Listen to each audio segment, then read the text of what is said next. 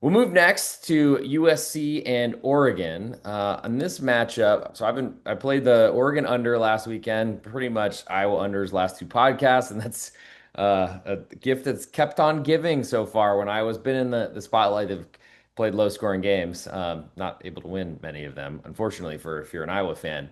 But USC 10-point underdogs on the road at Oregon. Total is 59.5 in this one. Game starts at 3:30 Eastern, 2:30 Lord's time or God's time in Texas, and then a 12:30 start at Autzen Stadium. That's pretty early for a big home field environment, don't you think? Yeah, it's going to be rocking though. I mean, this is one of the games that Oregon has to win.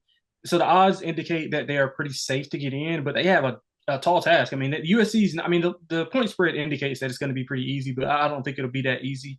And then they got to follow this up by going to Washington, and Washington's only lost, I think, one game in the last 40 or 30 or 40 that they've had at home. So that'll be a tough environment. So they have a two-game stretch, and they have to split. They have to at least split to be comfortable. I mean, they have to win out to be comfortable, but a split would make it a little bit kind of a challenge to get So in. you're saying they're in if they split these next two. So the thing is, I think that it'll get a little hairy because it's dependent upon what other people do, because they'll essentially be 10-2 and likely to not go to the Big Ten championship because it'll be obviously Ohio State, Indiana, which could be an advantage. But you got to think that Ohio State, Indiana automatically are going to be in regardless because they're undefeated. They don't have any losses. And so I think it kind of just depends on what goes on in the other landscape of college football, because you have Miami, you have Notre Dame, and you have all these different pieces that could play out. So the best recipe for to stop all of that is just to win. So I think a split would hurt them a little bit, but I mean 10-2. Um, I mean the Penn State win doesn't mean a ton at the time. It meant a little bit more, but it just doesn't mean a ton right now. Right. Um, but yeah, I just think they have to focus on winning two in a row. But it's going to be tough, man. It's going to be tough, and the market loves Oregon. They bet them up. I think look ahead was like 7.5, and USC, man, they look really bad early on. Maybe the weather had got into it, but once they kind of kicked it into gear, the defense got better in the second half. The offense picked it up. And this is an elite, like I said, we talked about the USC offense last week. This is one of the better offenses, or by metrics, is the best offense in college football. Now, Oregon has a really good secondary as well, so it's gonna be another challenge, similar to what they had with Iowa, just a little bit more athleticism at the safety spot with Dylan Thiedemann and some of those corners. So I think they're gonna have to rely a little bit more on running the ball. Typically when people look at this kind of matchup and when they look at USC as a whole, they just think like, hey, they're a finesse team. They can't handle physicality, but I think that's a pretty. I think that's false. I mean, they handled the physicality pretty well against Iowa. They handled it pretty well against Michigan, who are two physical, big, old school Big Ten football teams. And then last year they handled it pretty well against Penn State, who had a really good defense. So I think the defense is improved under Anton D'Antland, and I think that USC is live to win this game. Man, I'm gonna take the points. I do think that the scoring will be a lot higher because USC does have an issue. They don't get pressure. And when you don't get pressure on Dante Moore, I mean, he can pick you apart. And, Moore, when he's protected, like he can light that secondary up, even though they have some elite safeties, USC does. You got to attack them from the outside in. You really can't attack the middle of the field because those safeties are too good. But if they can't get pressure, it's gonna be tough day for them. And I know Oregon is banged up. We talked about that, I think 2 weeks ago whenever they played. They're still banged up, guys coming in and out. But again, all systems are going to be go for these guys. But I think the number is too high. Old Pac-12 clash should be a lot of points scored, like a typical Pac-12 after dark matchup. We've seen it time after time. I mean, historically, it doesn't mean a ton, but because of the different schemes and players and things like that. But just typically a high scoring game. So I think we see a shootout here. Both teams get to 30, so I like over.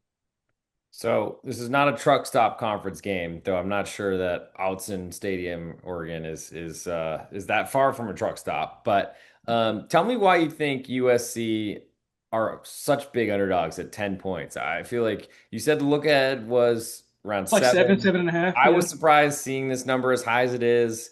USC seems like a live dog. I know that I've been doing a podcast with you every Tuesday for the last 3 months, so that might have made some sort of impact on my opinion on this one. I'm also just forever, I think, skeptical of Oregon. Maybe it's been something that's wrong with me or something like that. But how does this get to 10 in a Yeah, game that looks very losable for Oregon with a spread this high?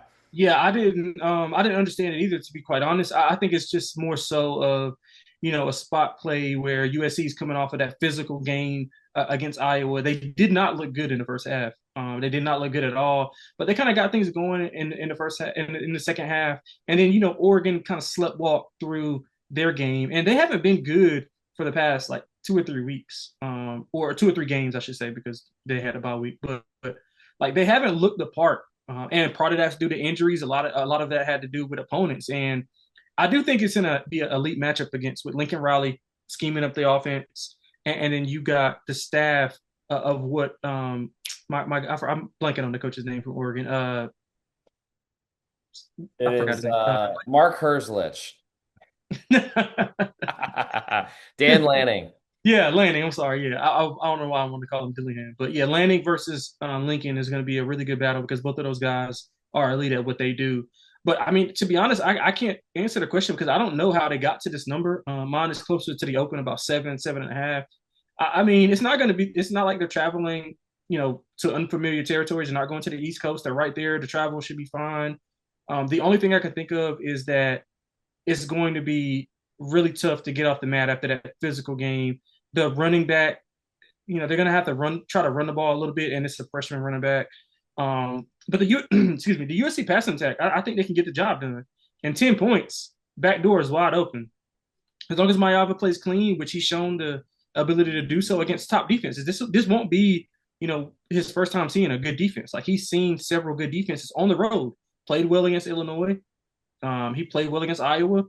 Like played well against Michigan, who's an elite defense. Like so, I don't understand it either. So that's why I like taking the points as well. I mean, backdoor should be open. I think this comes down to like a last minute field goal, maybe even go to overtime and we get a USC win.